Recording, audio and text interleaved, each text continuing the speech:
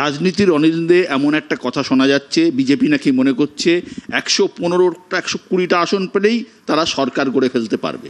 কেন কিনবে, কেনাকাটা করবে? যেরকম করে মহারাষ্ট্রের সরকার ভেঙেছে, বিহারের সরকার ভেঙেছে, উড়িষ্যার কোনো এক সময় আরও 2-3টে সরকার ভেঙেছিল। কেনা বেচার রাজনীতি ওটা বেঙ্গলে হয় না। আর বাংলার লোকেরা গদ্দার নামে পরিচিত হতে চায় না। যে একবার গদ্দার হয়ে যায় না, সে আর জীবনে মানুষের কাছে ভালোবাসা পায় না, সম্মান পায় না। এটা বাংলায় সম্ভব নয়। ফের রাজ্যপাল সংঘাত, রবির পরিবর্তন মন্তব্যে বিতর্ক। রাজ্যপাল বিজেপি আঁতাতের অভিযোগ মমতার, লোকভবনে বাক্স ঢোকার অভিযোগ তৃণমূল নেত্রীর। এডিটর ইস্ট বিশ্ব মজুমদারের সঙ্গে এক্সক্লুসিভ সাক্ষাৎকার। আমার তো মনে হচ্ছে উনি বিজেপি স্পোক্সপারসনের মতো কথা বলছেন। রাজ্যপালের চেয়ারটা হচ্ছে নমিনেটেড রেসপেক্টেড চেয়ার।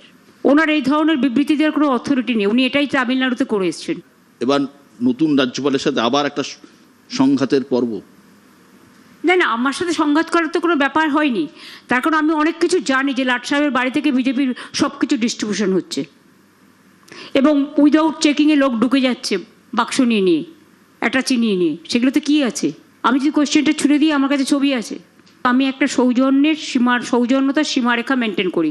উনি যদি করতেন তাহলে আমি কিছু বলতাম না, কিন্তু উনি যখন সীমা লঙ্ঘন করেছেন, মানুষ জবাব দেবে।